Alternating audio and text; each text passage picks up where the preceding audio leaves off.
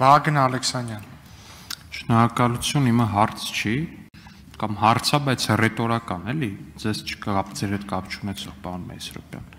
Սուր անդիմություն է։ Կպատասխանեմ։ Չէ, ավարտեմ, ամբողջացնեմ հարցը, պարոն Ռուբինյան, ուր է անդիմությունը։ Պարոնայք,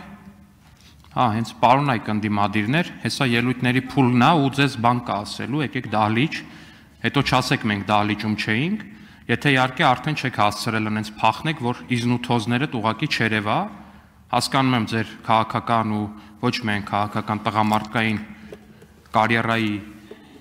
էպոպեան որպես այդպեսին կանանց հետևից քֆուր տալ թռնելն է, բայց տենց գոնե մի քիչ տղամարդկություն ձեռք բերեք, եկեք այս դահլիճ, հեսա ելույթներա ու ձեզ բան կա ասելու։ Եթե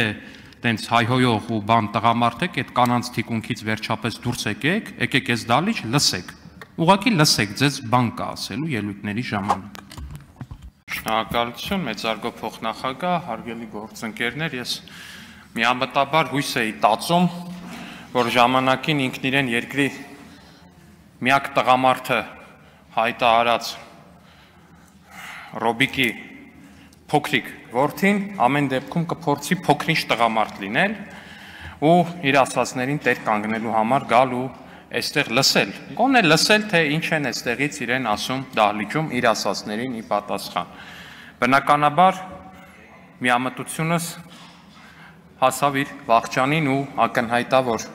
այլևս փոքրիկը Քոչարյանի, ինչպես շատ ճիշտ բնութագրեց պարոն Ռուբինյանը, Քոչարյանի փոքրիկը այս դահլիճ չի գա։ Ես վստահ եմ, այլևս միջև այս գումարման ավարտ այս դահլիճ չի գալու Քոչարյանի փոքրիկը կամ գալու այն ժամանակ, երբ որ մտածի, թե այս միջադեպը արդեն մոռացված է։ Այս խոսքս հիշեք, այս խոսքս արձանագրեք, որովհետև ինչքան Քոչարյան Ռոբիկներ երկրի միակ տղամարդը ու կամ առհասարակ տղամարդ, այդքան էլ պետքա լինի իր տղան։ Հենց այդքան էլ պետքա լինի իր տղան, ով որ ես չէի լսել, անկեղծ ես դահլիճում էի, բայց ես չէի լսել, թե ինչա տեղի ունենում։ Ստեղ տեսա ինչ որ տեղից բան է խոսում, ռեակցիա չտվեցի։ Մեկ էլ ինչ տենամ, դու մի ասա գնացի դուրս հեռախոս եմ, սկրոլ եմ անում Facebook-ը, ինչ տենամ։ Պարզվում է, ասես մի միջադեպ բան է տեղի ունեցել, էլի։ Ասելա իր խմբակցության կին պատգամավորներից մեկին մոտավորապես սենց է ասել ըստ երևույթին, հեսա Արշակյանին քթից տակ բաներ եմ ասելու, մոտիկից կնկարես, որ ձենս լսվի։ Հետո այնտեղ քթի տակ բաներ է ասում Արշակյանին, որ անկեղծ եմ ասում, չի լսվում սկի։ Այդ կինն էլ կին պատգամավոր Արեգնազ Մանուկյանն էս նկարում է, էլի հպարտորեն վեհ դեմքով նկարում է մեր առաջնորդը քթի տակ քրվում է, ասենք, տղայա էլի արա, տղեն սենց պետք է լեզ երկրին, այս սենց առաջնորդա պետք դեմքով, այսպես նկարում է։ Մի հատ է վերակենում այնտեղ, տեղից է վերակենում սենց հույնի բույնի, մեկ էլ այդ պահին Աննա Գրիգորյանը, կոռուպցիայի դեմ պայքարի մեծ մարտիկ, հիշենք իհարկե, Աննա Գրիգորյանը ու Արմենուհի Գյուրեղյանը։ Արմենուհի էր, հա, Արմենուհի Գյուրեղյանը։ Երկուսով սենց են կինոներում տեսել եք թիկնապահները ոնց են գծվում, սենց որ հանկարծ շեֆի վրա ինչ որ կրակոց կամ բան են նկատում։ Այսպես գծվում են մի հատ Լևոն Քոչարյանի դիմաց, այսպես իրենց մարմնով պաշտպանելու իրենց շեֆի որդուն, նույն ինքը Քոչարյանի փոքրիկին։ Ուտեղ այդ կանանց թիկունքում սենց իրան կրկին հզորացած զգալով մի հատ էլ էլի քթի տակ հերթական երկրորդ անգամ ինչ որ բան է ասում, որը պարզվում է հետագայում, որ հայհոյանք է։ Բայց ըստ երևույթին լավ հասկանալով, որ կամ թերագնահատելով մեզ, որ մենք ամեն դեպքում եւ ոչ մի պարագայում իր կին թիկնապահների վրայով չէին կանցնի եւ իրեն ոչինչ չէին կանի, քանի որ ինքը պատասպարված է այդ կանանց շրջանում, մենք մեր տղամարդկային արժանապատվությունը թույլ չէր տա։ Ամեն դեպքում ապահովության համար հին ու բարի քոչարյանական ավանդույթի համապատասխան թռնում է այս դահլիճից, հետո էլ արդեն ինչպես մամուլում պարզվեց, այս շենքից։ Հիմա ինչ եմ ուզում ասեմ։ Ռոբերտ Քոչարյանական, պարոն Անդրանիկ Քոչարյան, Ռոբերտ Քոչարյանական ավանդույթի համաձայն։ Հիմա ինչ եմ ուզում ասեմ, որ պահին մտավ այս դահլիճ, ինքը պատասխան է տալու իր արածների համար։ Սկզբում վերբալ պատասխան է տալու, հետո վերբալ պատասխանից արդեն կախված։ Ու ես ձեզ չգիտեմ, անկեղծ հետո գալու է իհարկե այստեղ հիշում եք ոնց էր խոսում։ Առաջի օր եկել էր ազգային ժողով, առաջի ես անկեղծ հիշում եմ, իմ մեջ տպավորվել է Քոչարյանի փոքրիկի առաջի գործողությունը որպես պատգամավոր եղել է հետևյալը, որ ներքին գործերի նախարար այն ժամանակ դեռ Վայ Ղազյանն ասում է, ես ուղեղի ցնցում եմ ստացել ձեր ոստիկանների գործողություններից։ Երկու ամիս հետո արդեն տենց վիճիցիլի, արդեն որոշում է, որ ինքը տենց արդեն կայացած առնական տղամարդ է ու հայտ է ներկայացնում հոր թափուր տենց միակ տղամարդու բանին, կարամ հայհոյեմ, քթի տակ, իհարկե դեռ քթի տակ, բայց կնկարեք մոտիկից, կարևորը որ կամերան մոտիկից պահեք, այտենց բանը, համ դոշի մկանները կարող է լավ երևան, համ էլ հայհոյանքը կարող է լսվի։ Ասենք վստահ եմ, այս ամեն ինչի էս նիստի հոգեբանական տրավման իհարկե ինքը կփորձի բան անել, ինչ անեն, որ մարդիկ գինու մեջ են խեղդում, կխեղդի, չգիտեմ, 200 կիլոգրամանոց ինչ որ մի հատ բան, շտանգա bench press անելուց կամ ինչ որ մի բան անելուց, բայց այնուամենայնիվ դա իրան չի փրկի, որովհետև ուզում ես 500 կիլո պարկած ժիմ արա, եթե գնալու ես Արմենուի Ճուրեղյանի ու Աննա Գրիգորյանի թիկունքում պահվես, դու հարամալնի տենց տղեն է, այտենց պրեսն է, այտենց ժիմն է, այտենց ամեն ինչն էլ դե արյու մի ասա։ Ես իհարկե հասկանում եմ, Ժողովուրդ ջան, մենք այս երկրում ենք ծնվել,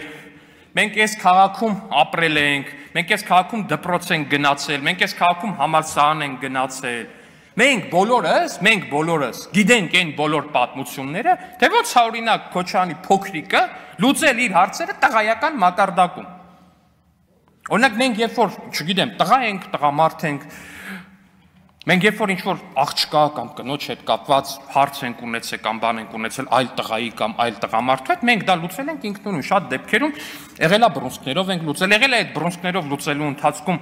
ավելի թույլ ենք եղել ավելի ուժեղ ենք եղել։ Ինքներս ենք արել, հասկանում եք, մենք ինքներս ենք արել։ Ամբողջ Երևանը տարիներ շարունակ պատմում էր այն մասին, թե Լևոն Քոչարյանը ոնց է ժամանակին լուծել աղջկա հետ կապված հարցը ԱԱՑ-ի հատուկ ջոկատայինների միջոցով, ոնց է ինքը իր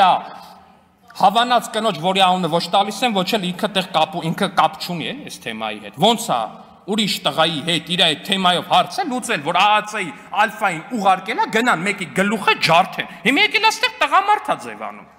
Դու քոպես տղամարդ մեր փողոցի, չգիտեմ, կատուն էլ կարա ալվի տենց։ ԱԱՑ-ի ալֆայի ջոկատը ում համար տղայական հարց լուծի, դրանից ուժեղ տղա կարա ալվի առհասարակ։ Շիրակ Թորոսյանը ստեղ չի, իհարկե կասեր, որ ախալքալակցիները կարան, բայց այնուամենայնիվ։ Չէ, ժողովուրդ ջան, ես մի բան էլի, մեկ է սրան հակադարձ բան են ասում են, դուք որ վաղը պաշտոն չունենաք, ինչ։ Որ վաղը պաշտոն չունենանք, ինչ։ Մի հատ ասեք էլի, ինչ։ Որ վաղը պաշտոն չունենանք, կարենալու ենք ու անելու ենք այն նույն բանը, ինչը որ կարում ենք ու անում ենք հիմա, գիտեք խի։ Որտեվ մենք հիմա ԱԱՑ-ին չենք ուղարկում, որ մեր սիրած աղջկան մոտեցող տղայի գլուխը ջարդի, որ մեր տղայական ու անձնական հարցերը լուծի։ Մենք մեր հարցերը էլի մենք ենք լուծում։ Էլի ինքներս ենք անում։ Ոնց կարում ենք լուծում ենք։ Մենք ինքներս ենք անում։ Մենք մեր փողոցից սկսած, մենք մեր դպրոցական տարիքից սկսած, մանկապարտեզի տարիքից սկսած, մենք ինքներս ենք մեր հարցերը լուծել։ Այս դալիճի այս թևում նստած մարդիկ իրանք են իրանք հարցերը լուծել։ Կռվել են իրանք կարել, ծեծել են, ծեծվել են, իրանք են արել, հասկանում եք, այս մարդկանց այդպես սպառնալ, որ վաղի իշխանություն չլա։ Դուք հա որ իշխանություն չեք, կնանոց հետևն եք գնացել թաքնվել։ Թող ինձ ներեն մեր բոլոր թիմ գործընկերները, կանանց թիրախավորում չի էլ։ Հենց հետա կանայք ուժեղ են, որ նրանց թիկունքում թաքնվում են, դա նկատի ունեմ։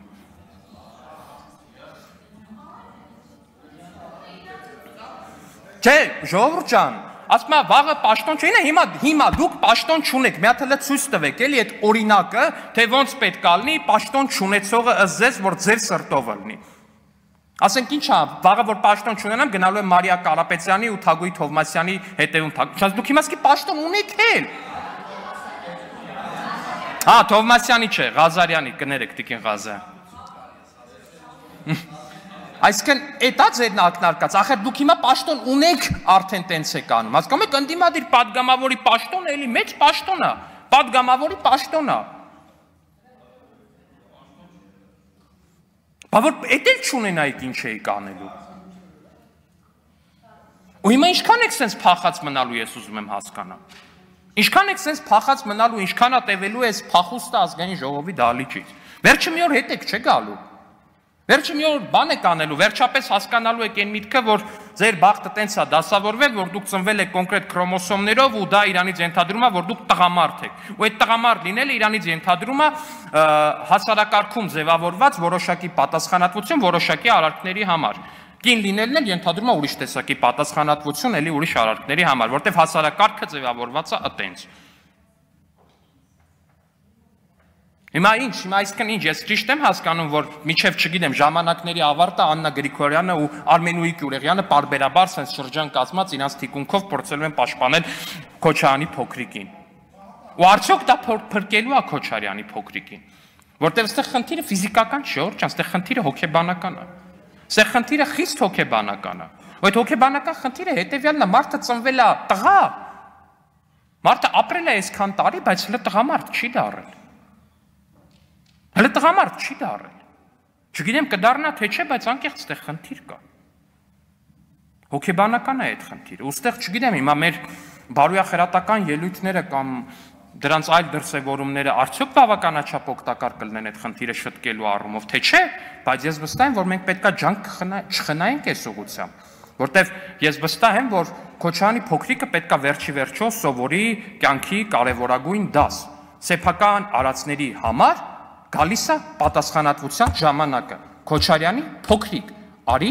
արածներիդ պատասխանատվությունը ստանձնելու։ Հարգելի գործընկերներ, պարոն Մեսրոպյան, ներողություն եմ խնդրում եւ թեմայից պիտի շեղվեմ, ենթադրում եմ շատերը կշեղվեն այսօր թեմայից։ Սիրելի ժողովուրդ, մեր նիստը դիտող,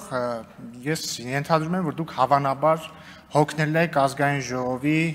նիստերից, որոնք պարբերաբար վերածվում են քաշքշոսների եւ լեզվակռիվների, ուզում եմ ասել, որ դուք մենակ չեք, ես էլ եմ ձեր հետ եւ ամբողջ քաղաքացիական պայմանագիր խմբակցությունը ձեզ հետ է, մենք էլ ենք հոգնել սրանից, բայց ես ձեզ ուզում եմ բացատրել այս անլուրջ իրադարձությունների անատոմիան եւ պատճառը, այսինքն ինչպես են այս իրավիճակները զարգանում եւ որն է դրանց պատճառը։ Այսօր նիստերի ժամանակ մի ընթացքում հանդիպման էի եւ չէի հետեւել նիստին, հետ եկա, բացեցի հեռախոսս եւ տեսա տեսանյութ, տեսնեմ ինչ է կատարվում, որ Լևոն Քոչարյանը կանգնած է ամբողջ Հայաստան խմբակցության հետևում, այնտեղ կին, տղամարդ բոլորը կենթանի պատ են կազմել եւ ինքը հետևից հայհոյում է եւ ասում է իմ պապիկին թե պապային, այս ինչ ասողը, այս ինչի, այս ինչն է, այն ինչն է, այն ինչն անեմ ես իրան հայհոյում է ու հետո գնում է։ Ու ամբողջ խմբակցությունով sense հեռանում է։ Ասես ինչ ա եղել, ով է նեղացրել Քոչարյանի երեխուն։ Եվ որոշեցի բացել հեռարձակումը, տեսնել ինչ է կատարվել։ Բացեցի, տեսնեմ, որ պատանի Լևոն Քոչարյանը մոտեցել է ամբիոնին, սկսել է ելույթ ունենալ եւ ասել է, որ մարդիկ ասում են, որ Նիկոլ Փաշինյանը թուրք դավաճան է, ԿՊ-ն ասում են անհայրենիք դավաճաններ, ես իմ համբալնով է, ես ինչ։ Այսինքն իր տրամաբանությամբ ասում է կան մարդիկ, որոնք ձեր մասին ասում են այսպիսի բաներ։ Մի կողմ թողնենք, ճիշտ է ասում, սխալ ասում, այս կոնտեքստում կարևոր չի։ Դրանից հետո հարգարժան Հակոբ Արշակյանը, որը համբերատար, մեծաբար, ավագաբար, լսում է մինչև վերջ պատանի Քոչարյանի ելույթը, ինքն է ելույթ ունենում եւ սկսում թվարկել նույն տրամաբանության մեջ, թե մարդիկ ինչ են ասում Քոչարյան ավագի մասին։ Ռոբերտ Քոչարյան Նի մասին, այո, խոսքը Անդրանիկ Քոչարյանի մասին չի։ Եվ տեսնում եմ, որ պատանի Քոչարյանը մի փրփրում է, ջղայնանում է, ջղաձգվում է, ամբողջ Հայաստան խմբակցությունը մոտենում է շրջան է կազմում, իրականացնում է մի նոր կոլցո օպերացիա եւ պատանի Քոչարյանը սկսում է հայոյել։ Սա գիտեք ինձ ինչ հիշեցրեց, այնպես արքետիպային հերոս կա է հայկական մշակույթի մեջ։ Կնեք արտահայտությանս համար Պորճի Լակոտ։ Դա Գոր Վարդանի կինոներում, օրինակ, իմ շատ սիրելի։ Շատ հաճախ լինում է, որ ասենք մի հատ ինչ-որ օլիգարխի, հարուստի, ոչ այդքան լավ դաստիարակված որդի, ինքը համարում է, որ ինքը ամեն ինչից վեր է, գալիս բերանը շաղ է տալիս, հետո իր թիկնազորը sense գալիս ու սկսում է պաշտպանել իրան, ուղղակի այս դեպքում, որպես թիկնազոր հանդես էր գալիս Ռոբերտ Քոչարյանի անձնական օգտագործման Հայաստան խմբակցությունը։ Ու ամոթ հաղորդի։ Բայց ես ըմբռնումով եմ մոտենում այս իրավիճակին, որովհետև հիմա պարոն Քոչարյանը նկատի ունեմ կծեր Քոչարյանը երևի սովոր է, որ ինքը իր կյանքը տենց է ապրել, տենց է լինում են տղաների հետ, որոնք հիմնականում իրանք ոչի չեն եւ պապայի անունով են ինչ-որ բաներ անում, բայց ոչինչ, մենք նրանք սովորացնենք ճիշտ ձևը։ Բայց ձեր մոտ հարգելի հայրենակիցներ կարող է հարց առաջանալ, ինչի՞ եմ ես խոսում այս անլուրջ պատմության մասին, որը իրոք անլուրջ պատմություն է, սա երրորդ դասարանի մակարդակի անլուրջ պատմություն է, փոքրիկ Քոչարյանի մասին։ Բայց այս անլուրջ պատմությունը, սիրելի գործընկերներ, ունի շատ լուրջ հիմք եւ շատ լուրջ պատճառ։ Եվ այդ պատճառը հետեւյալում է։ Այդ պատճառը հետեւյալում է։ Մի քանի օր առաջ Հայաստանի Հանրապետության գլխավոր դատախազը այս ամբողջից հայտարարեց, որ դատախազությունը Ռոբերտ Քոչարյանի ընտանիքից պահանջում է բռնագանձել 22 անշարժ գույք, 2 գույքի գնման իրավունք, ավելի քան $3 միլիոն, 985 միլիոն դրամ արժեքով ձեռք բերված պարտատոմսեր, ավելի քան $1.4 միլիոն չափով ավանդ, 15 իրավաբանական անձում իրավաբանական անձանցից են Nair Insurance-ը, Toyota Երևան ընկերությունը, Target Group-ը եւ մի շարք այլ ընկերություններ, ավելի քան $4 միլիոն, 8.3 միլիարդ դրամի, 260 միլիոն ռուբլի եւ շուրջ 590,000 եվրոյի չափով փոխառությունների պահանջի իրավունք, 2 տրանսպորտային միջոց, ավելի քան 3.8 միլիարդ դրամին համարժեք գումարով գույքերի ձեռքբերման արժեքներ եւ ավելի քան 20 միլիարդ դրամ։ 20 միլիարդ դրամ։ Հարգելի գործընկերներ, վերջին շրջանի ազգային ժողովի այս իրավիճակները պայմանավորված են միայն սրանով։ Միայն սրանով։ Վերջապես Ռոբերտ Քոչարյանի չվաստակած ապօրինի գույքը, հարգելի գործընկերներ, քանի որ վարող չկա, ստիպված ես պետքա խնդրեմ բոլորիդ, պարոն Աշակյան, խնդրում եմ լրություն, Պավել Ռուբինյանը խոս։ Համեցեք։ Եվ վերականգնեք ժամանակ։ Հարգելի գործընկերներ, սրա մասին է։ Եվ գիտեք ինչն է նաև զարմանալի։ Էլի փոքրիկ Քոչարյանը եկել է Սանդոնից ասում է. «Տեսեք, տարիներ շարունակ մեր մասին ասում էին, որ բան, չգիտեմ, քանի միլիարդ գույք ունենք մենք։ Տեսնում եք, հրապարակված է, չափազանցված էր։ Այսինքն ձեզնից պետք է շնորհակալություն հայտնենք, որ դուք օրինակ ոչ թե խոսքի 22 միլիարդ դրամ եք ապօրինի ձեռք բերել, այլ 20 միլիարդ, կամ շնորհակալություն հայտնենք, որ ոչ թե ասենք 22 անշարժ գույք եք ապօրինի տակով արել, այլ չէ, ոչ թե 25 ապօրինի գույք եք տակով արել, այլ 22, ձեռ եք առնում։ Ու ես նաև ուզում եմ պարոն Ռոբերտ Քոչարյանին դիմել։ Պարոն Ռոբերտ Քոչարյան, նախ ամոթ է։ Ըստ դատախազության դուք ապօրինի կերպով ձեռք եք բերել այսքան գույք։ Այլ կերպ ասած, ըստ դատախազության դուք թալանել եք այսքան գույք։ Թալանել եք դուք ըստ դատախազության։ Դրա համար պատասխան տվեք դուք, ոչ թե ձեր փոքրիկին ուղարկեք ստեղ, սաղս ձեռը կրակն ենք ընկել։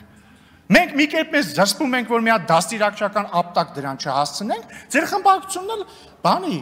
դայակի պես ընկել է հետևը։ Սարքել եք դայակ ու ախլանիկ, ձեր ամբողջ խմբակցությունը, ձեր փոքրիկին։ Հետևից ման են գալիս, կաթիկը չպակասի կամ տակը չոր լինի։ Պատասխան տվեք ինքներդ ձեր տակով արածի համար։ Ու մի բան էլ ասեմ, դուք ձև չունեք ուղղակի, ձև չկա։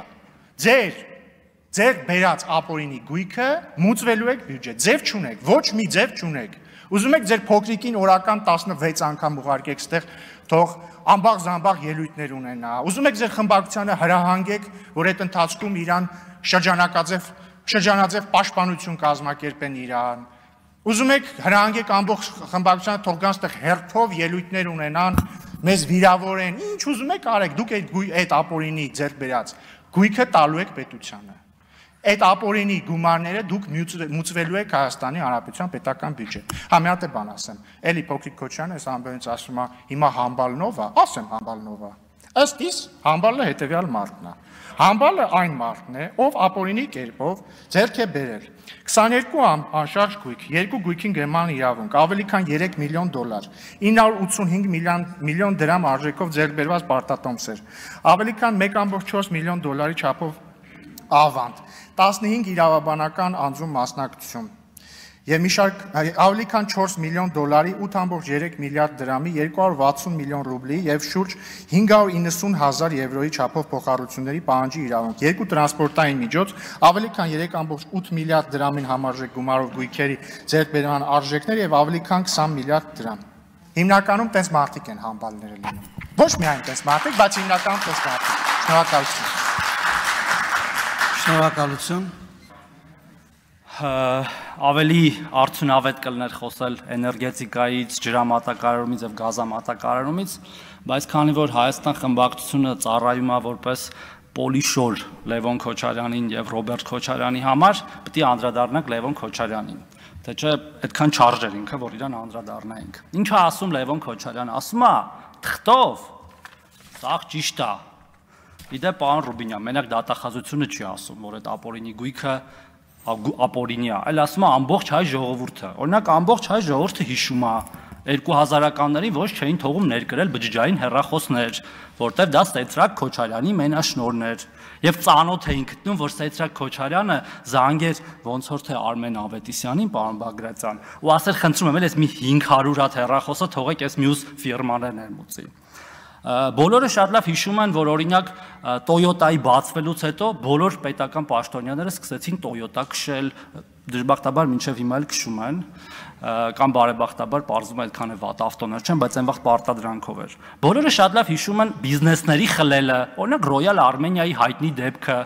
երբ որ էլի իրանց ինչ որ կամ հենց իրանց կամ իրանց հետ աֆիլիացված մեկի համար բիզնես էին խլում, հետո էլ դատավորին զրկում իր պաշտոնից, որովհետև համարձակվել էր դեմ քայլ անել։ Համբալի մասով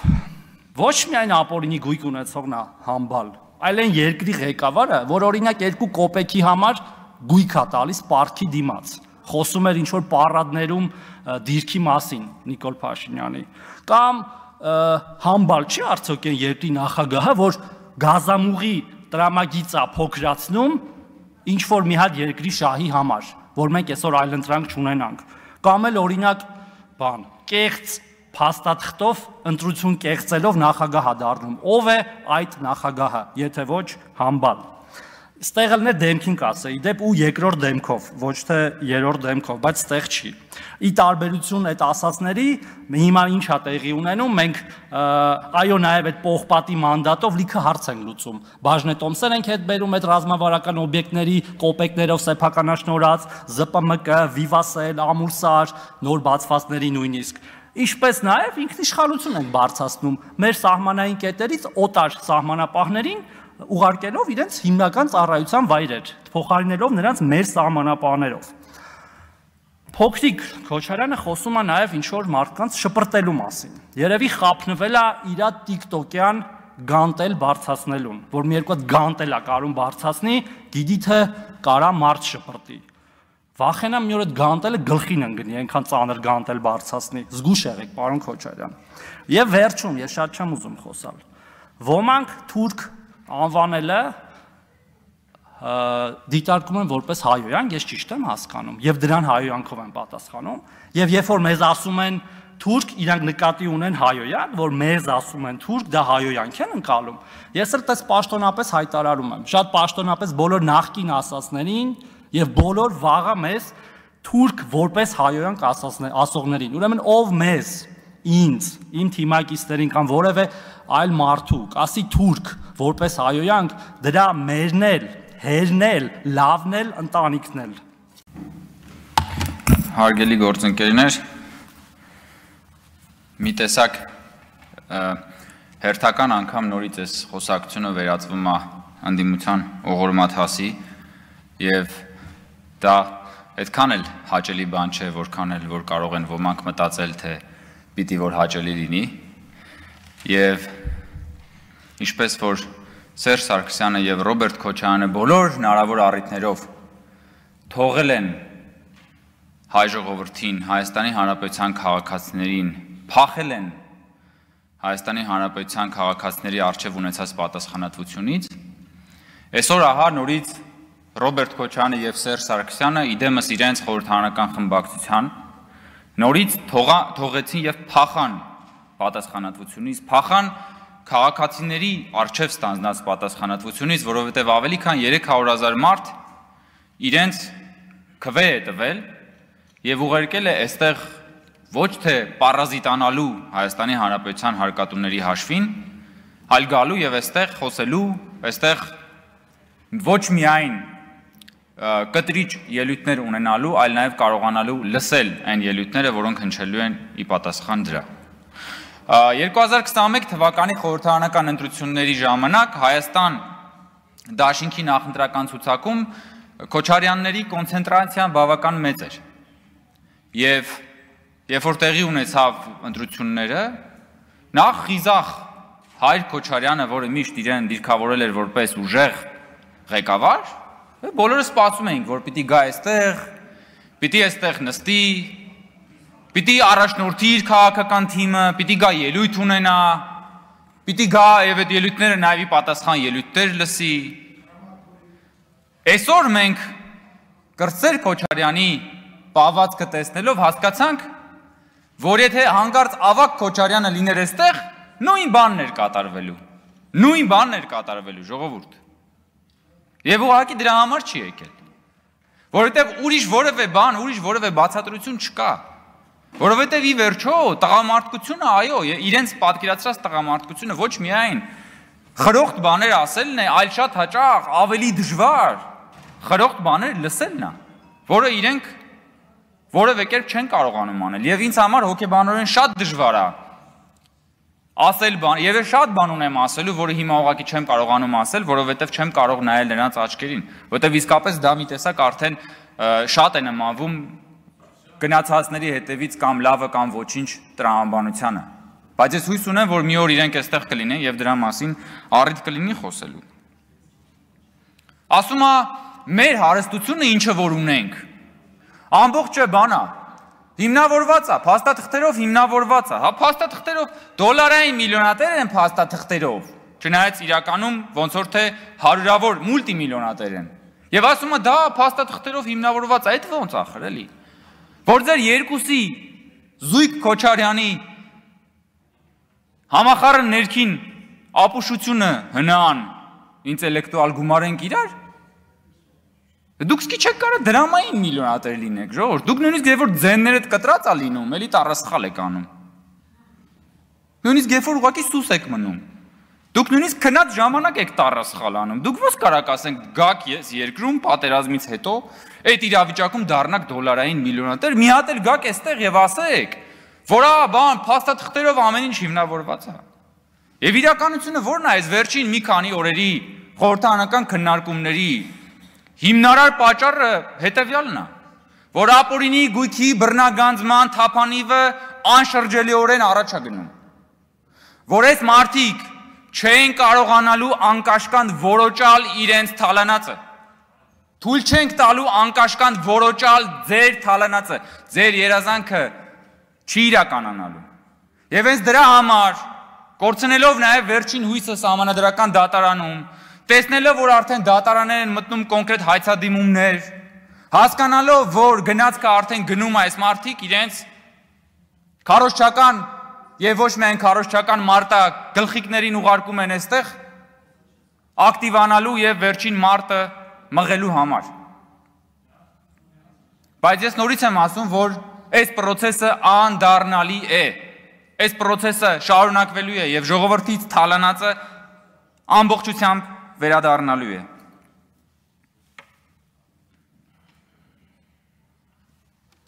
Ես ուզում եմ նաև անդրադառնալ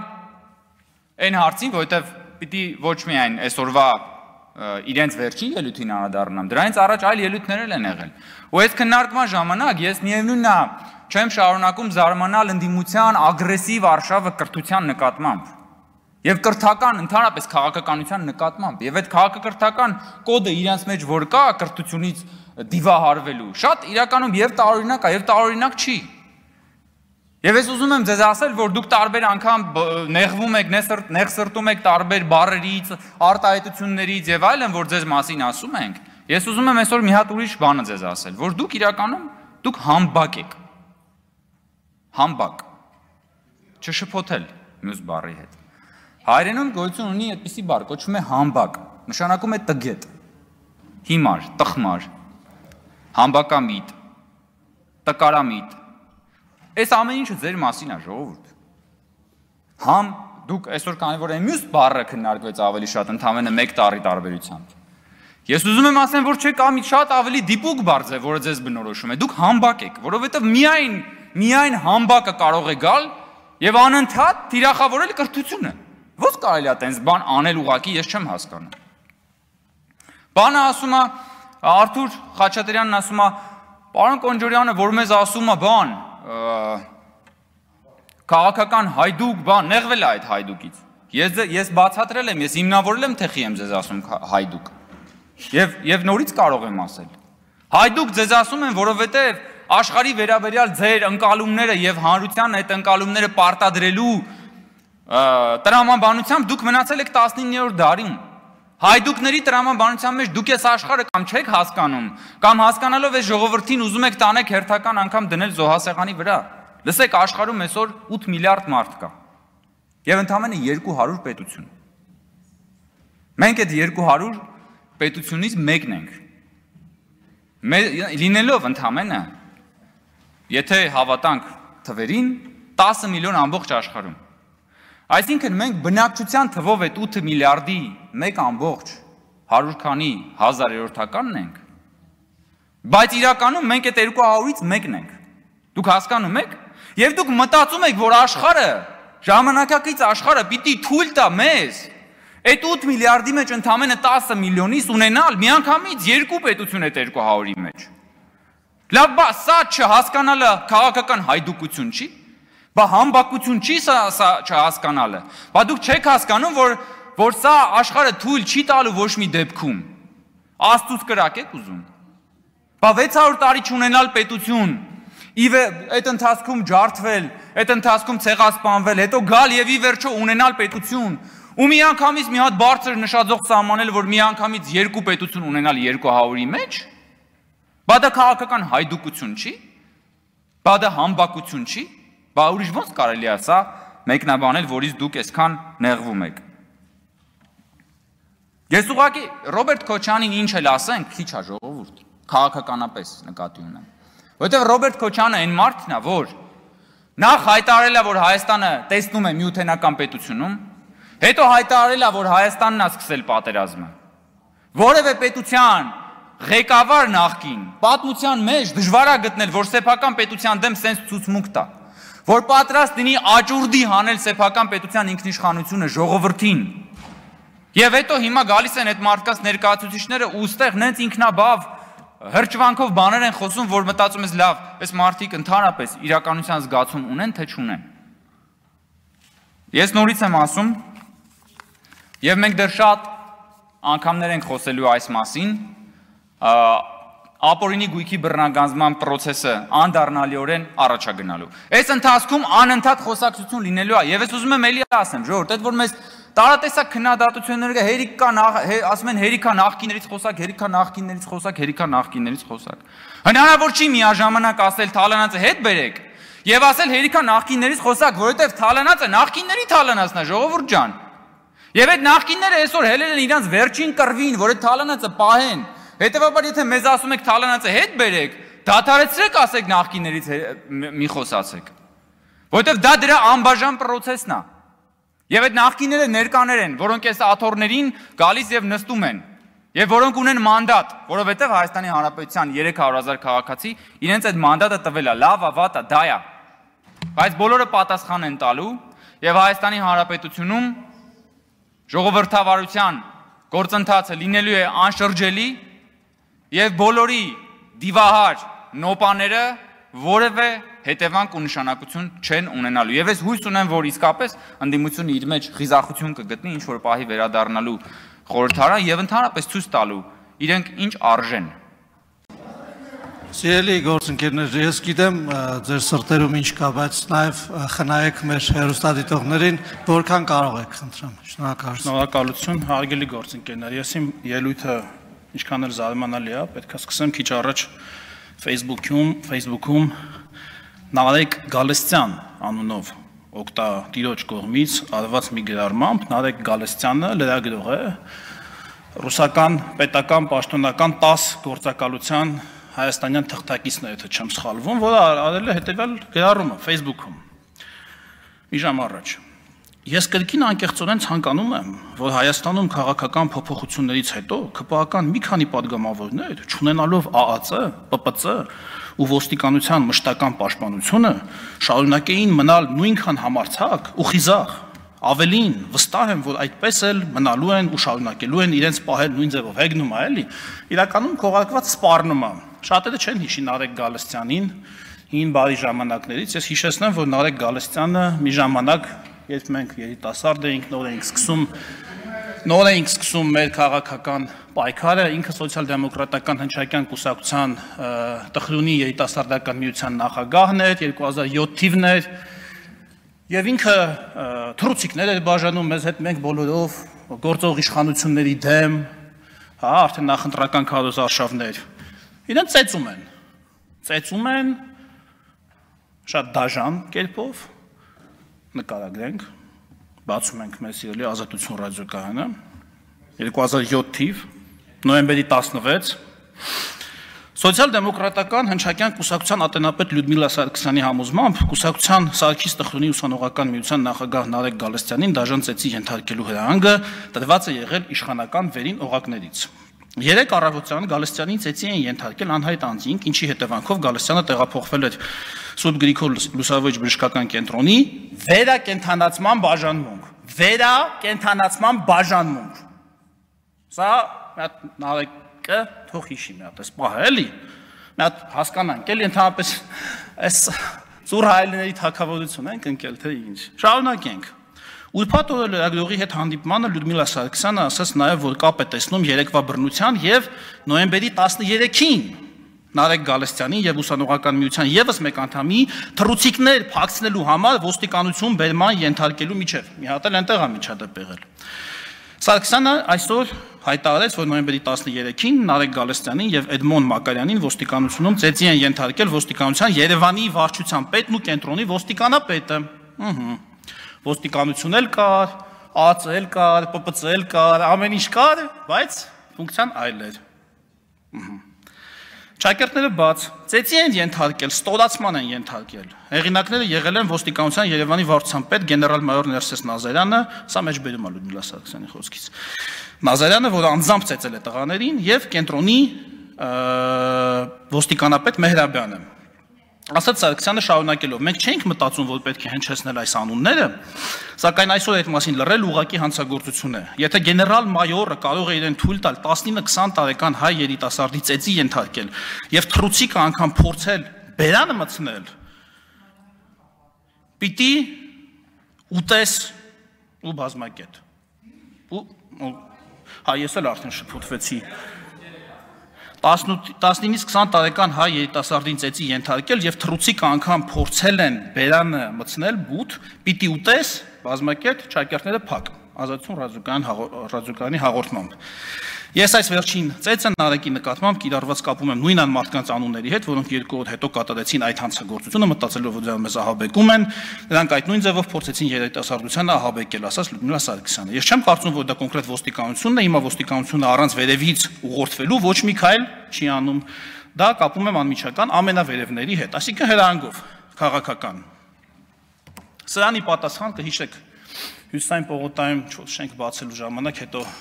ճեպազույցի ժամանակ հարց են տալիս Ռոբերտ Քոչյանին, ով ինչքան հիշում եմ մոտավորապես այդ ժամանակ մամուլում շատ էր քննարկվում, ասում ով այդ երիտասարդը չեմ էլ ճանաչում կամ ընդհանրապես ում է պետք իրան ծեծել, այս ոչի մի բան, ու այն ժամանակվա մամուլի արխիվը եթե նայեք, մեկնաբանություններն են, որ դե ում է պետք, այսինքն ծեծելու կարիք չկա, էլի, այտենց նես չի որ Չէ, այսինքն այդ գործիքակազմին դիմելու անհրաժեշտությունը չկա, մի բան չի արել, հա մի թռուցիկա, հա բաժանել մեզ պետք չէ, այդքան մի օր հասական վիճակում չի, որ դիմենք, հիմա ես ինչի եմ այսքան ասում։ Նարեկ։ Ասենք այդ ում ես դու սպառնում։ Նարեկ Գալստյան։ Այս ժամանակներն ես կարոտել։ Ուզում ես հետ գան այս ժամանակները, թե հիմա որ այսպես բաներ չկան, որ ամբախ-զամբախ դուրս տալու համար թռուցիկը մարդու բերանը չեն կողում։ Ասենք այտենց ոգևորվել ես, հա ոգևորվել ես, թե բա ոնց են քայլելու առանց, հիմա էլ առանց ԱԾ-ի, առանց ՊՊՑ-ի, ինչ է, բան ունես ասելու, խոստանում եմ, ոչ ԱԾ, ոչ ՊՊՑ, որտեղ տես թուղթ կա, որտեղ կարամ ստորագրեմ, ընթացակարգով, չգիտեմ, թե այսինքն դու ինչով ես սպառնում, դու սպառնում ես մի որևէ օրինական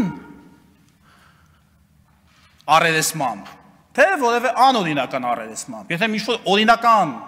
առերեսում ես ուզում, որևէ մեկի հետ ԿՊ պատգամավորից, խնդրեմ, ինչ պրոբլեմ, ոստիկանություն լինի, չլինի, եթե անօրինական առերեսում ես ուզում,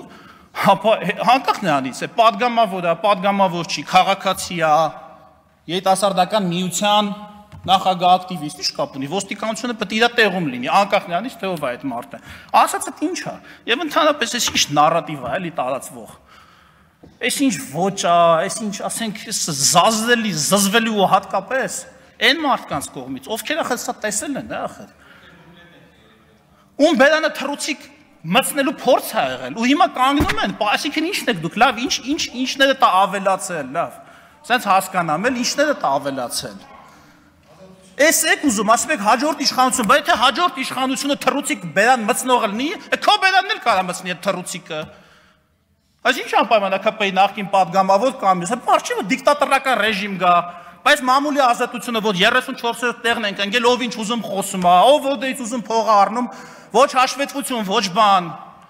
Հա, եթե գամ իշխանություն դնի սաղի օղակները փագի, հա տեսնում ենք մեր հարևանության փախերը ինչ է կատարվում։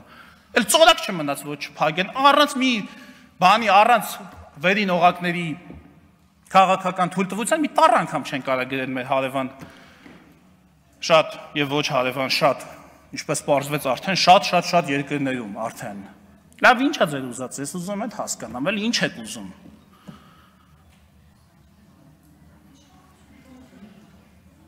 Կամ այսօրվա պահվածքը, ասենք, սա ինչ է ընդհանրապես, սա ինչ վիճակ է։ Ես ճեպազույցի վախտել ասեց բաները, այն ֆեյքերին էլի բանն, ֆեյքերին միացրել են էլի հարցակման ռեժիմի վրա, հիմա էլ եմ ասում, եկել է ստեղից Լևոն Քոչարյանը, ազգային ժողովի փոխոսնակին ասում է, դե դու ով ես։ Տղա ջան, ինքը ազգային ժողովի փոխոսնակն է, հարցը պաշտոնի մեջ չէ, նախ ինքը Հակոբ Արշակյանն է։ Ով քո հայրիկի դեմ պայքարը սկսել էր այն ժամանակներում, երբ որ իր դեմ պայքարելու համար թռուցիկը մարդկանց բերանն էին կողում ու ինքը չի վախեցել։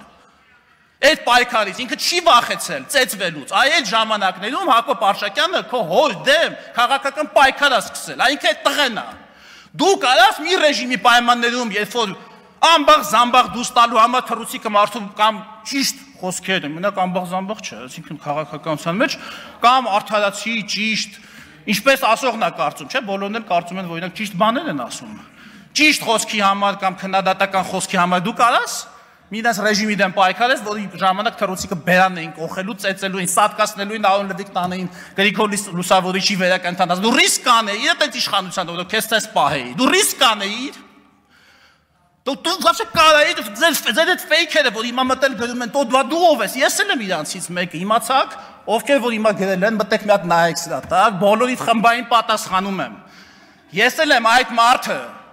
ով 2007 թվականին, երբ Ռոբերտ Քոչարյանի դեմ պայքարելու համար թռուցիկը մարդու բերանն էին կողում, այդ ժամանակ իր դեմ ելել եմ պայքարի։ Չունենալով, ես մենք չենք ունեցել, հա։ Կներեք, մենք չենք ունեցել կենտրոնում 3 բնակարան, հիմա էլ չունեմ։ Հա, չունենալով, հա։ Հիմա էլ չունեմ, որտեվ այդ 3 բնակարանի համար չի եղել այդ պայքարը նրա համար է եղել։ Նարեկ Գալստյան, որ կարծիք միտք արտահայտելու համար թռուցիկը մարդու բերանը չկողեն։ Ու Հայաստանում երբեք այլևս ժողովուրդը թույլ չի տալու, որ նման իշխանություն լինի։ Երբեք այլևս։ Շնորհակալություն։ Շնորհակալ եմ։ Եղոյանից հետո մի քիչ դժվար է արդեն ելույթ ունենալը, անկեղծ լինեմ։ Հա, չէ, տենց։ Լավ, չէ, իրականում ես Տիկին Կյուրեղյանը բռնապետիկ էր ման գալի, ես այսօր վառ բռնապետիկի օրինակն եմ ուզում բանանեմ։ Ուրեմն, չէ, բռնապետի որդի բռնապետիկ է, էլի։ Ուրեմն, երբ որ ինքը պետք է ելույթ ունենա, ինքը 1000-ից 1 հայտնվմաստ է, բայց երբ որ ինքը պետք է ելույթ ունենա, հələ խմբակցությունից մեկը բացակայի դահլիճից։ Երբ որ խմբակցությունը իրանց սենց լուրջ դեմքերով սենց հավաքված, այդտեղ սենց նստած են պատրաստ բան, ուրեմն այդ օրը բռնապետիկը պետք է ելույթ ունենա։ Ուրեմն հետո ինչ է տեղի ունենում։ Տենց ելնում է գալիս է բռնապետիկը ստեղ, ու սկսում է մի դերասանի թատրոն տեսել եք, չէ՞ որ 2 դեր է մարդը տանում։ Ու ինքը տանում է մի դերասանի թատրոն, մի կողմից ասում է, ախ, քաշեցին, խփեցին, վերքերս, արա, այնտեղ ինձ խոշտանգում են, մի կողմից ուժեղ տղա է, ելնում ասում է, «Այդ ո՞ւմ ասիր համբալ, արա»։ Ու սենց ես ուզում եմ հասկանալ վերջ որ դերի տակ է ինքը վերջացնելու։ Բայց այդտեղ այդ չի հարցը, էլի։ Նախ առաջին հերթին ինքը այդտեղից որ ելույթ է ունենում, մեր նյարդերը լարվում են։ Որովհետև երբ որ ինձ հարցնեն թե Ամենավատ բանը, որ հայրը որդու հանդեպ կարա անի, օրինակ, կարած բերես, հա կարան բերեմ։ Այդ Ռոբերտ Քոչարյանը իր որդու հանդեպ արը։ Երբ որ ուղարկել է ստեղ իր արած մեղքերը մաքրելու։ Երբ որ գալի կանգնում է ստեղ որպես մարտի 1-ի մեղավորի որդի, ու մարտի 1-ի զոհի քրոջը կանգնում ինչ որ բաներից է խոսում, բռնություններից է խոսում, չգիտեմ ինչերից է խոսում։ Դրանից բադ բան եք ուզում որ հայրը իր երեխու նկատմամբ բանի, հա։ Ախր մի քիչ բան ունեցեք, այդ կոնկրետ մեր նյարդերի վրա եք ազդում դրանով։ Իրականում մեր նյարդերի վրա եք ազդում։ Երբ որ դու գալիս ես այտենց թեթև քո քաշքշոցներից ես ստեղից խոսում այտենց բիլակներով բան։ Ես իմ միար ընկերներին եմ Արունոտ հիշում։ Հա, Արունոտ։ Ու մի քանի ընկերներին։ Ու քո հայրիկի ժամանակ ու քո հայրիկի քաղաքական սանիկի հետագա գործունեության ժամանակ, երբ որ բան տոնածառ դնելու համար էին բռնում տանում, թղթից տանկ քշելու համար բռնել տարել դատում էին։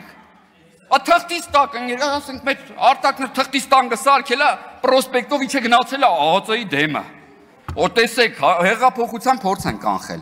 Էդ էիք։ Քաշելով տանում, ծեծում, մարտի 1-ից ընդհանրապես մի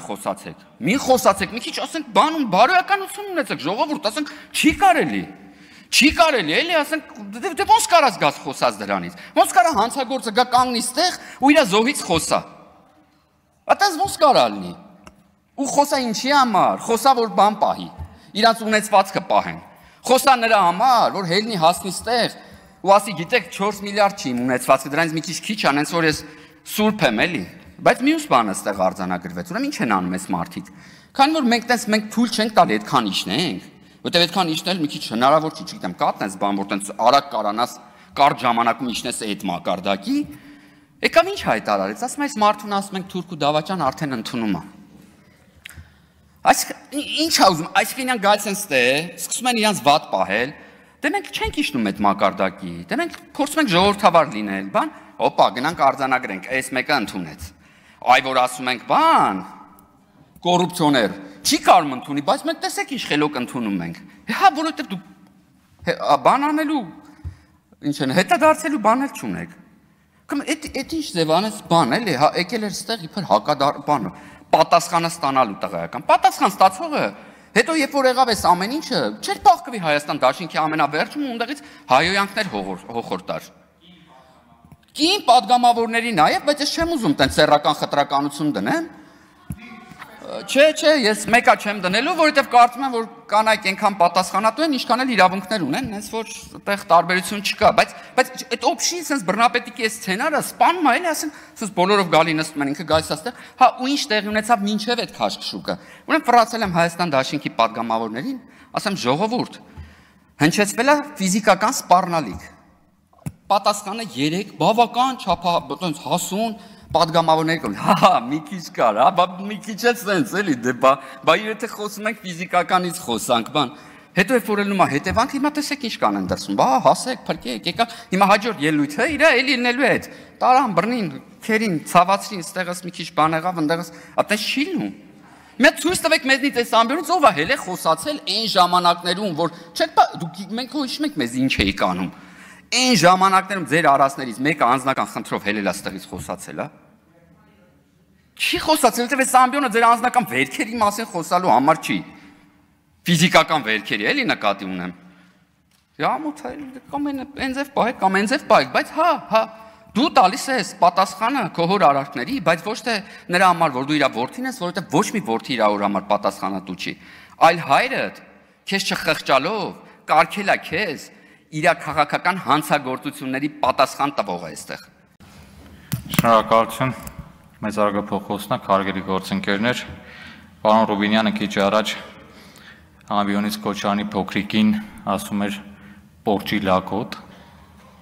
ասում էր նման ձևակերպում կա, բա սատկած առույց քշելու Ֆորմուլա 1-ի Բահրեյնի Grand Prix բազմակի չեմպիոնի լակոտը ինչ ձևի է լինում, պարոն Ռուբինյան, հենց այդ ձևի լակոտը լինում է, պետք է հայհոյեր ու դահլիճը լքեր։ 6-7 հոգի մանդատը դրեց, եթե հիշում եք, մարաթոն էր, որպեսզի պորճի լակոտը, ինչպես ասում էր պարոն Ռուբինյանը, բանդախցից հայտնվի ազգային ժողովի նիստերի դահլիճում եւ ստանա պատգամավորական անձեռնախելիություն։ Հետո էլ գա այս ամբիոնի մոտ կանգնի ու ասի Ցույցերի ժամանակ թեթևակի հրեցին եւ ես կապտուկներ ստացա, ձեռքս մի փոքր ցաված եւ այդ անիրավ ոստիկանները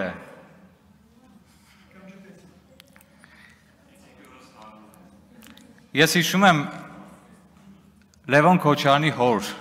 Ռոբերտ Քոչարյանի իրավահաջորդ Սերժ Սարգսյանի պաշտոնավարման 10 տարիները եւ ես փողոցային պայքարի կիզակետում եմ եղել շուրջ 9-10 տարի շարունակ Ես հիշում եմ օրինակ 2016 թվականը Սարիթաղի երբ հենասյուների լույսերը անջատել էին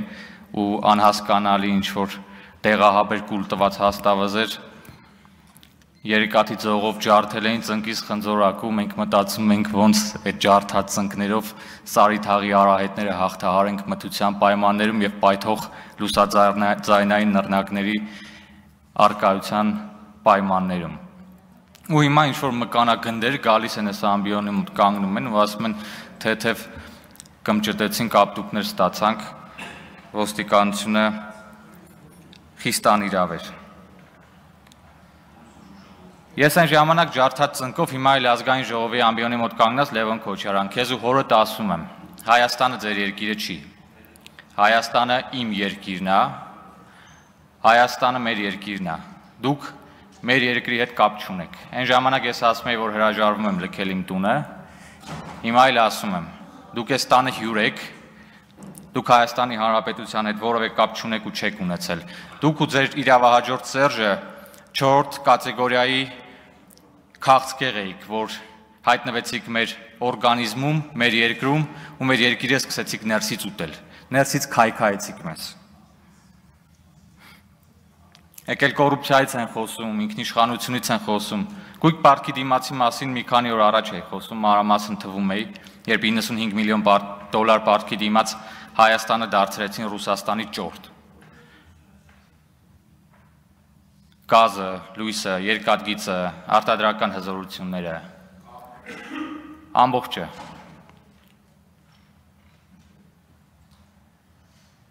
Այս մարդկանց պետք է բացատրել, որ իրենց հետ այս դահլիճում նստում է Անուշ Քլոյանը, իմ շատ լավ գործընկեր։ Լևոն Քոչարյան, գիտես ով է Անուշ Քլոյանը։ Մարտի 1-ին Երևանի կենտրոնում սպանված Գոր Քլոյանի հարազատ քույրն է։ Հայրդ Անուշ Քլոյանի հորը ասելու բան ունի, թե չէ։ Հայրդ Վազգեն Սարգսյանի ու Կարեն Դեմիրճյանի ընտանիքի անդամներին ասելու բան ունի, թե չէ։ Իհարկե չէ։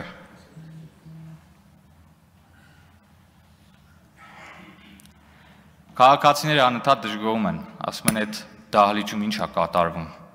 երբ պետք է ավարտվի այդ ամեն ինչը։ 2021 թվականին հարգելի քաղաքացիներ 270,369 մարդ չկեղծված ընտրություններում գնացելու ձայն է տվել ֆիտոսանիտարական մաքրման ենթակա այս խմբակին ու բերել նստացրել ազգային ժողովի նիստերի դահլիճում տալով պատգամավորի մանդատ։ Ես լավ եմ հիշում Լոռու մարզում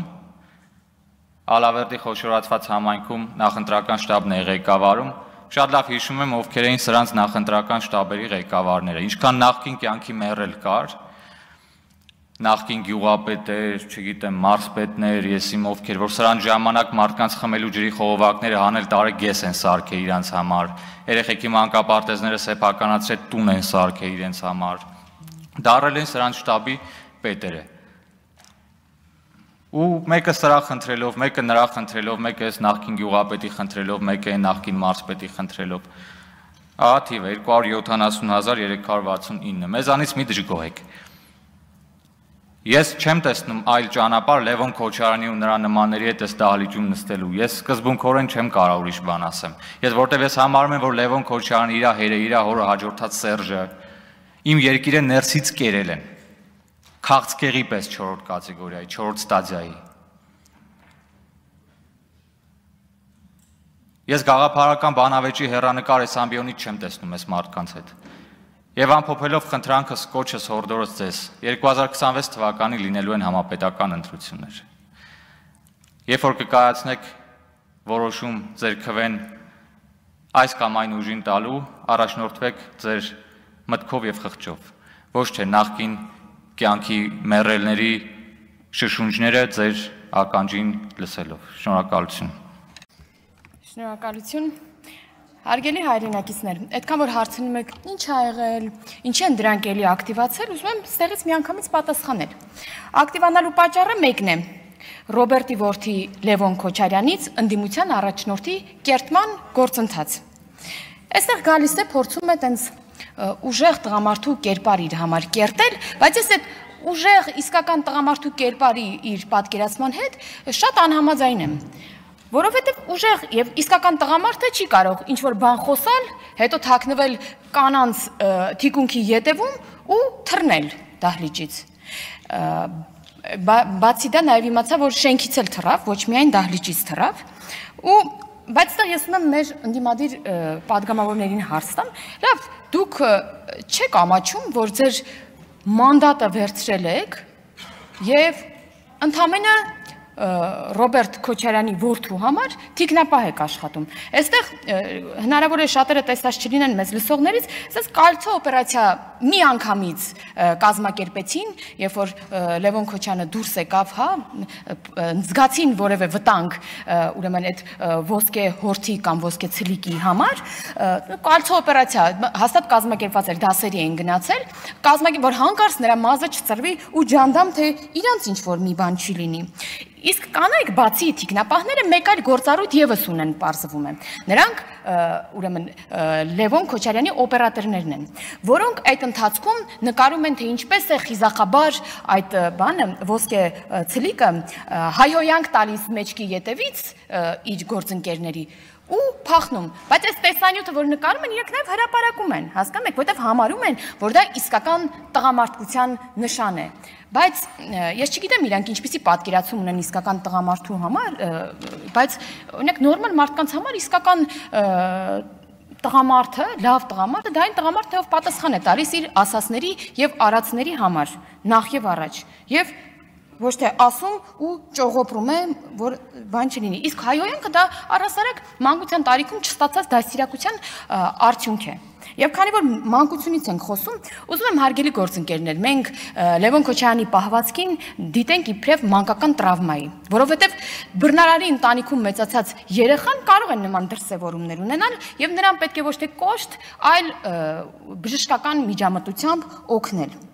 Այդ որ կամ ասում է բանը, այս աթոռից ներքև եմ շպրտելու բան, այս ասում է դա արյան մեջ գենետիկ մակարդակով եկած բան է, իշխանությունը զավթելու, ինչ որ բան խլելու, դա բան է, մոլուցք է այս մարդկանց մոտ, ինչպես իր պապան է միշտ խլել, իշխանությունը, ունեցվածքները եւ այլն, այդպես էլ իրեն գենետիկ մակարդակով փոխանցվել է, դրա համար ուզում է պաշտոնային աթոռից ներքև շպրտել եւ միգուցե հույս ունենալով, որ այդտեղ պետք է նստի։ Նաեւ Բայց ես ուզում եմ Ռոբերտ Քոչարյանին դիմել ու ասել, պարոն Քոչարյան, մենք պետք է մեր կյանքն այնպես ապրենք, որ որևէ փուլում մեր երեխաները չամաչեն, որ իրենց հայրանունը կրում են, հա, օրինակ ձեր որդին ձեր հայրանունն է կրում։ Այս վերջի 2 օրը հատկապես Լևոն Քոչյանը անընդհատ, հա, ու նաև ֆրակցիան քննադատում է, որ մենք Ռոբերտ Քոչյանի որդիով ենք դիմում, եւ սա լավագույն պատասխանն է Ռոբերտ Քոչարյանին իր արածների համար, որ իր որդին խուսափում է հոր անունը կրել կամ նույնականացվել հոր հետ։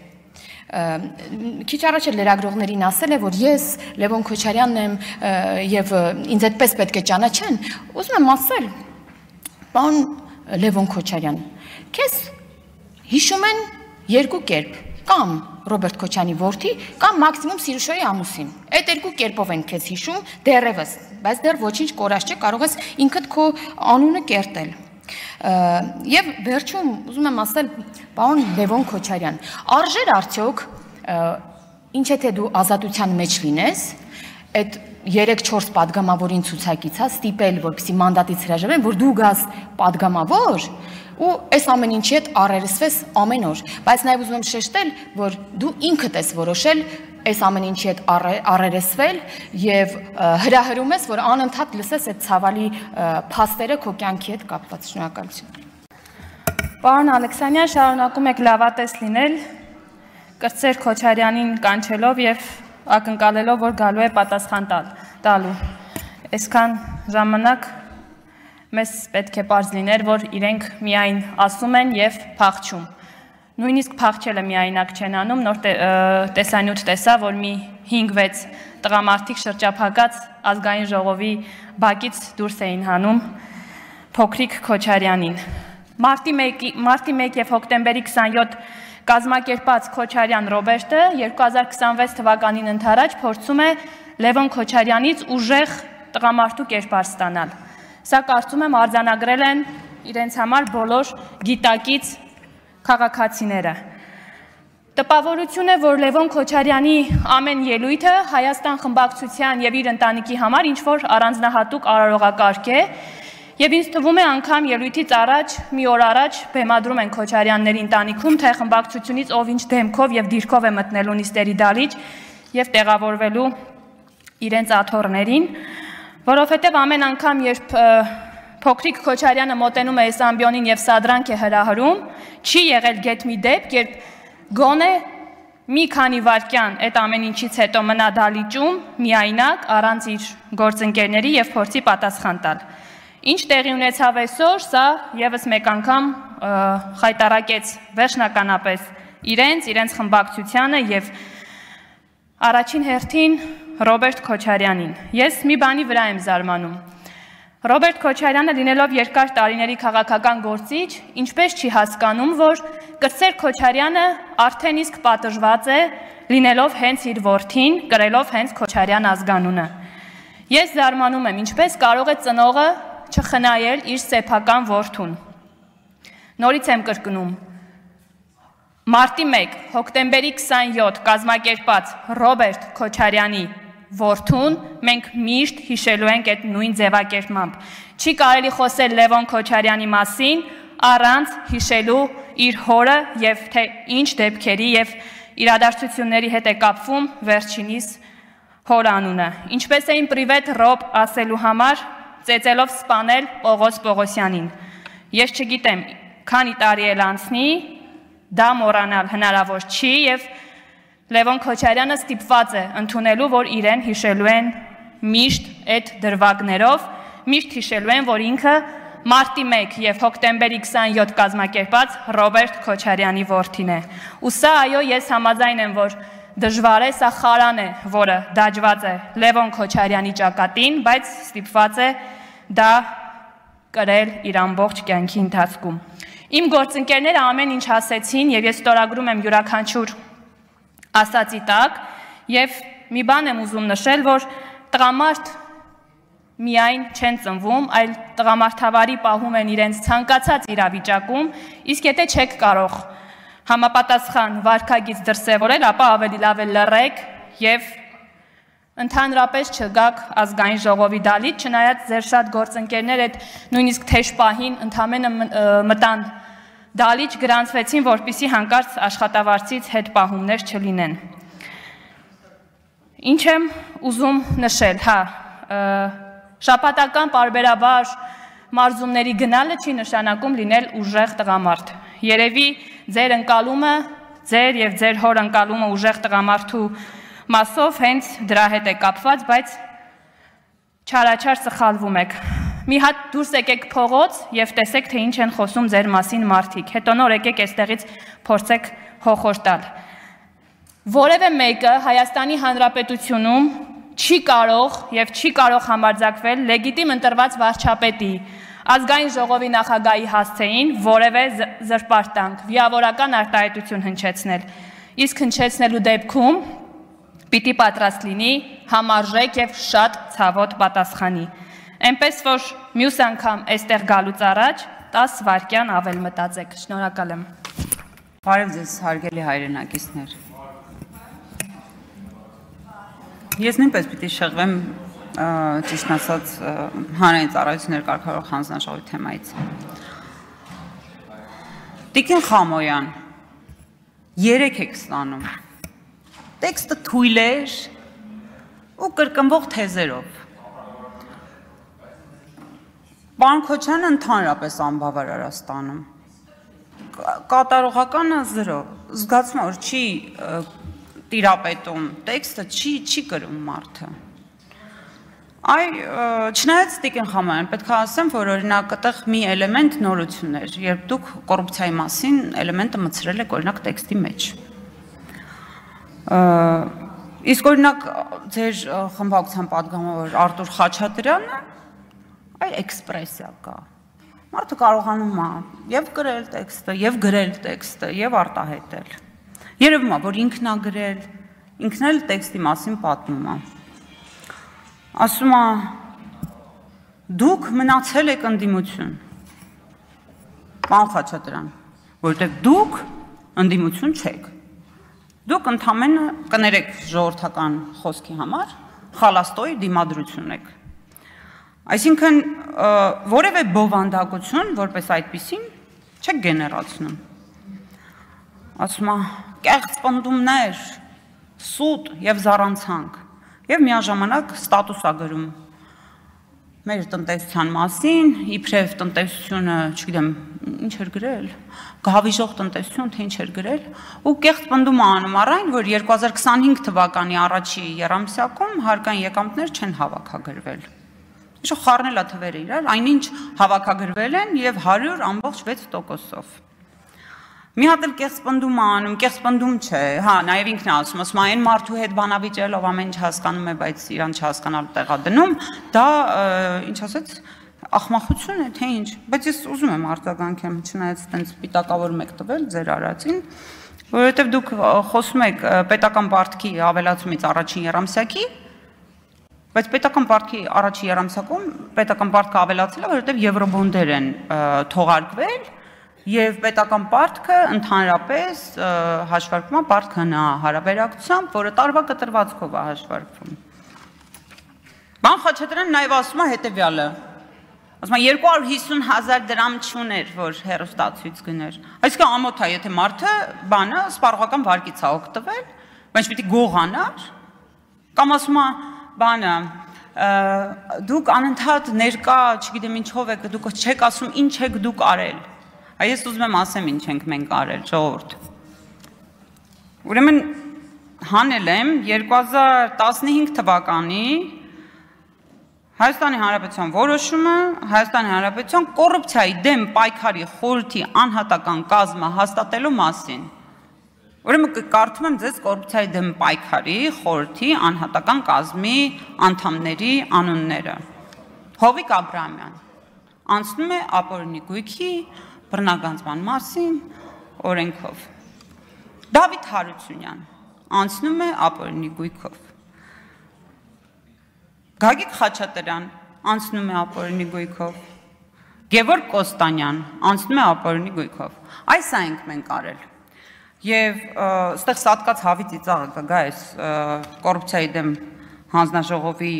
անունները կարդալուց իհարկե։ Եվ հարգելի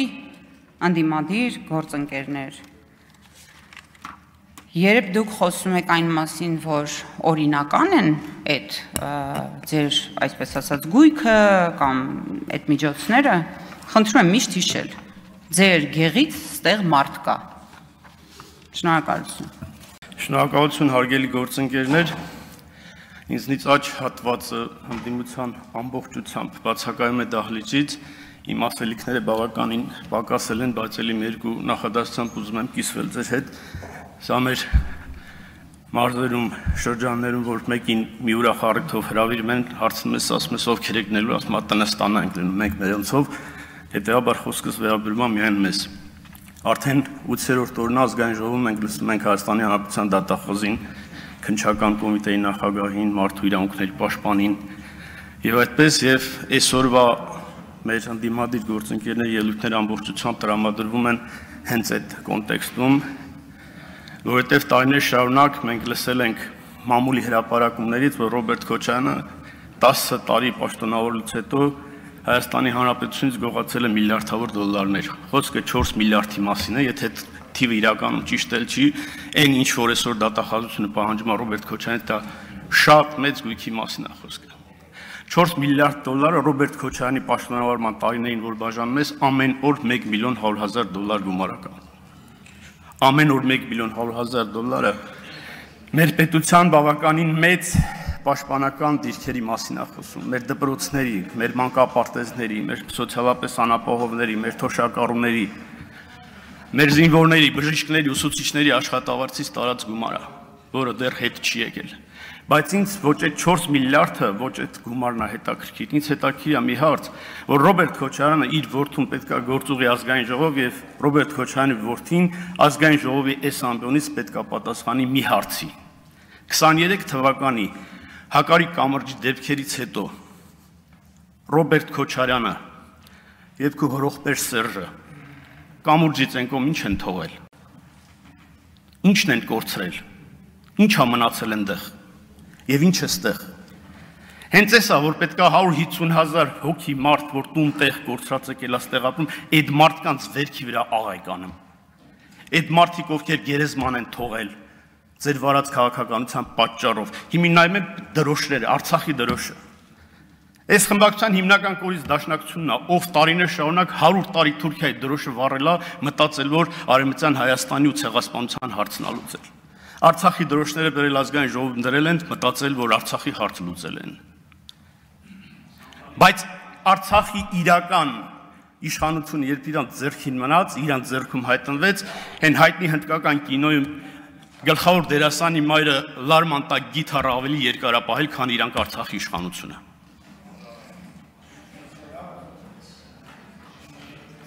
Արցախում նորից եմ կրկնում, Ռոբերտ Քոչարյանը եւ Սերժը իրանց բոթասներից որից է թայ թողել են, թե չեն թողել։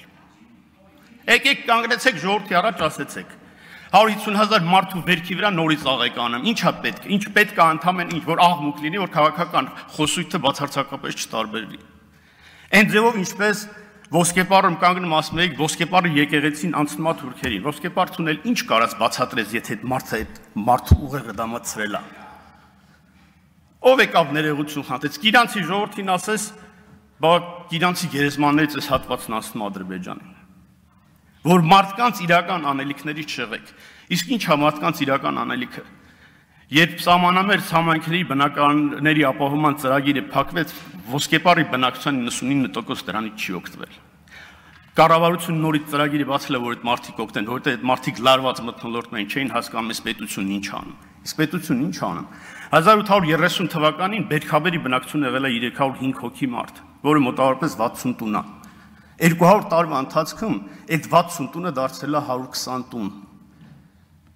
Մեր իշխանության, մեր կառավարման 4 տարիների ընթացքում Բերքաբերի 120 տունը ավելանում է 99 հաստատված ծրագրով։ Այս ժողովրդից այս իշխանությունը ոնց եք ուզում վերցնեք, որին կարակ ասեք, այս իշխանությանը մի կտրի, ինչ եք ուզում։ Չեմ ուզում երկար խոսամ, բայց ասածս պնդում եմ, Ռոբերտ Քոչարյանի որդին պետք է գա ստղից հայտարարի, թե իրանք ինչ են կորցրել։ Շնորհակալություն։ Բարև ձեզ, հարգելի գործընկերներ, սիրելի ժողովուրդ, ես հիշեցնեմ, որ մենք քննարկում էինք հանրային ծառայությունները կարգավորող հանձնաժողովի թեմա, ես հիշում եմ, որ անցյալ շաբաթ, երբ որ հանձնաժողովի նիստում էինք քննարկում, ասացի պարոն Մեսրոպյան, մի քիչ ժամանակը սուղ է, եկեք խնայենք լիագումար նիստերի դահլիճում ավելի մանրամասն կանդրադառնանք, որովհետև թեման իրոք կարևոր է ու ցավում եմ, որ մենք այսօր ստիպված ենք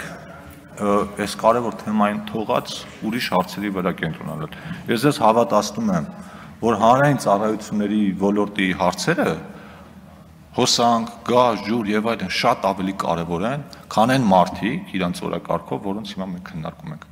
Ուղղակի ստիպված ենք ու ես էլ եմ ներողում, որովհետև այս թեման, այս մարդիկ իրանց արածներով կանցնեն կգնան, բայց վաղը մյուս օր մեր քաղաքացիները բախվելու են իրենց կենցաղային առօրյային, հոսանքի, ջրի, գնի, որակի մնացած այդ կապված ու մեզ ասելու են լավ, իրանք սադրում էին, բա դուք ձեր գործը քիչ էիք անում։ Բայց մենք փորձում ենք այնպես անել, որ մեկը մյուսին չխանգարի, դրա համար կներեք, ես էլ պիտի թեմայից շեղվեմ ու մի քանի բաներ ասեմ, ոչ հանրային ծառայությունները կարգավորող հանձնաժողովի թեմայով, չնայած ինչ ասվելու էր արդեն գործընկերներս ասացին, ես այդքան ճարտասանությամբ ու էքսպրեսիայով չեմ կարող հասնել, ոչ էլ հավակնում եմ։ բայց նաև մի քանի բաներ կա, որ կուզեմ հնչեցնել։ Ու ցավում եմ նաև, որ ընդդիմադիր падգամավորները այստեղ չեն, որովհետև մի քիչ դիսկոմֆորտ է մարդկանց մասին բան ես ասում, իրանց չես նայում։ Իսկ ես սիրում եմ, որ իրանք լինում են, ես նայում եմ իրանց աչքերին, ունենք հարցեր կա, որ հենց տեղում պիտի տաս, թեկուզ չպատասխանեմ։ Ուրեմն մինչև այս լարվածությունը սկսել է, ես մեր հայրենակիցներին ասեմ, որ սա այնպես չի, որ տենց էքսպրոմտ է տեղի ունենում, սա հստակ պլանավորած մի քանի օր այս լարվածությունը փորձ արվեց գեներացնել ու դեռ արվելու է, ես համոզված եմ, ու մինչև այս բուն այդ քաշքշոցը սկսել է, ես մոտեցա պարոն Օհանյանին եւ պարոն Մինասյանին ու իրենց ասացի, որ ձեր շարքերը ակնհայտ սադրում են իրավիճակը, որ լարվածություն են առաջացնում ու խորհուրդ տվեցի, որպեսզի հանգստացնեմ, բայց նման բան տեղի չունեցավ։ Ունեցանք այն, ինչ ունեցանք։ Ինչն էր պատճառը, ուրեմն ինչ է կատարվում։ Ընդդիմությունը փորձում է այնպես դուրս բերի, որ այս լարվածությունը սկսել է նրանից, որ իրանք մեզ մեղադրել են կոռուպցիայի մեջ եւ դրան ի պատասխան հնչել են արտահայտություններ, այսինքն իրենք փորձում են մեզ վրա հիմա էլ կարել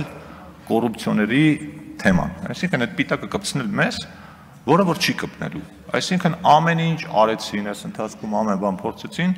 հիմա կոռուպցիայի պիտակն են ուզում կպցնել, որը չի ստացվելու, որովհետև Հայաստանի Հանրապետության քաղաքացիները ոչ կույր են, ոչ էլ խուլ են եւ ամեն ինչ շատ լավ տեսնում են, հասկանում են, մեր ապրասնել են տեսնում, ձեր ապրասնել են տեսնում, մեր ունեցվածքնել են տեսնում, ձեր ունեցվածքնել են տեսնում, որ կոռուպցիայի մասին խոսում եք, դա ոչ թե նյարդայնացնում է, որ դրա մասին խոսվում է, այլ նյարդայնացնում է, որ դրա մասին խոսածող հենց այս մարդիկ են։ Ու այդ գույքերի ցանկը պարոն Ռուբինյանը մի քանի անգամ կրկնեց, մամուլում էլ կա, ես մի հատ փոքր հաշվարկ եմ արել, ուրեմն միայն դրամական մասերը լիկվիդային, լավ մասնագիտական լեզվով ասեմ, փող, ավանդ, պարտատոմս, փոխհարություն, որոնք կարելի է արագ վերածել քեշ փողի։ Եթե գումարում ես իրար ու վերածում ես դոլարի, դա ոչ թե մի քանի միլիոն դոլար է, դա ոչ թե մի քանի տասնյակ միլիոն դոլար է, դա մոտենում է 100 միլիոն դոլարին։ Սրան պետք է գումարել նաև այն 22 անշարժ գույքերը, որոնց արժեքները ես չգիտեմ, սրան պետք է գումարել այդ 15 ընկերություններով փայամասնակցությունը, որոնց արժեքը ես չգիտեմ, ու սրան էլ պետք է գումարել այն մասը, որի մասին պետությունը այս պահին ապացուցված տեղեկություններ չունի։ Հիմա այս ամեն ինչի մասին բոլորը գիտեն։ Ու երբ իմանալով քեզ մեղադրում են որևէ բանի մեջ, այդ ժամանակ բնականաբար հարց է առաջանում, ոնց կարող են մարդիկ հանդգնություն ունենալ այդքանից հետո այդ մասին խոսալ։ Ու ամենայն համար տարօրինակն է, որ մեր ընդդիմության շարքերում կան մարդիկ, որոնց ես շատ վաղուց եմ ճանաչում, ու իրենք այդ ամեն ինչի մասին ինձնից լավ գիտեն, բայց ցավում են, որ իրենք փաստացի այսօր ստիպված են պաշտպանի դեր կատարել ու փորձել արդարացնել մի բան, որը արդարացնելը պրակտիկորեն անհնար է։ Եվ ինչ է տեղի ունենում, այդ բոլոր ռեսուրսների մասին, որ ես խոսում եի, հիմա կենտրոնացվել է մի բանի դեմ, ամեն ինչ կենտրոնացնել, ուղղել մեր դեմ պայքարելու համար։ Բայց իրականում ոչ թե այդ պայքարը Հայաստանի Հանրապետության իշխանության դեմ է, այլ Հայաստան պետության դեմ է, որտեղ այդ պայքարի ճանապարհին ոչ մի բան հաշվի չի առնում, ոչ երկրի շահերը, ոչ հեղինակությունները, ոչ ինստիտուտները, ամեն ինչ կարող են մարդիկ հեղինակազրկելով գնալ, արժեզրկելով գնալ ու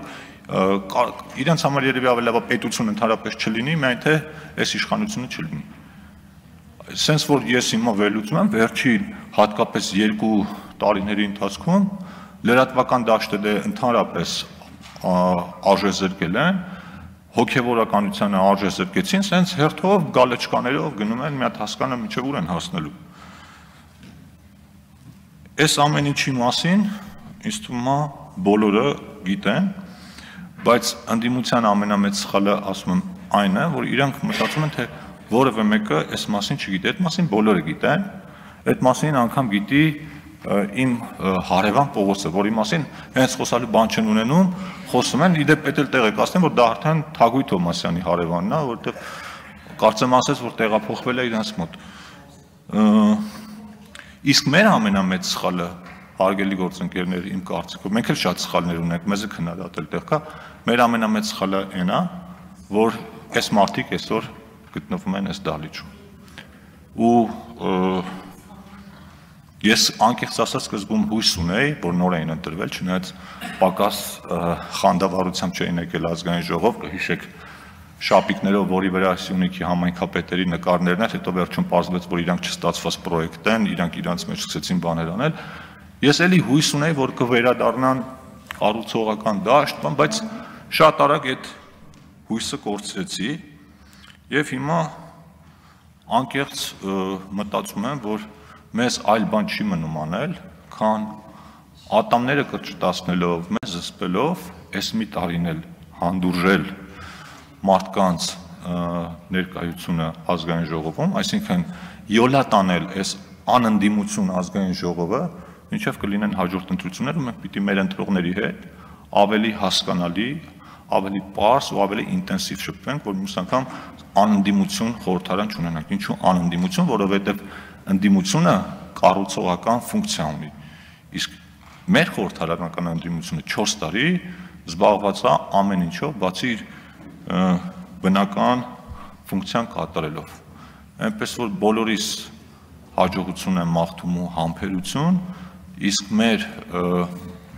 հայրենակիցներից եւս մեկ անգամ ասում եմ, որ ոչ մեկի սրտով չի, որ մենք այսօր մի քանի ժամ ինչ որ մարդկանց ինչ որ անելիքներ են քննարկում ու պահվածք են քննարկում, որտեղ այդ մարդիկ այստեղ պիտի չլինեին։ Այդ դրա համար եմ ներողություն խնդրում, հարգելի հայրենակիցներ, շնորհակալություն։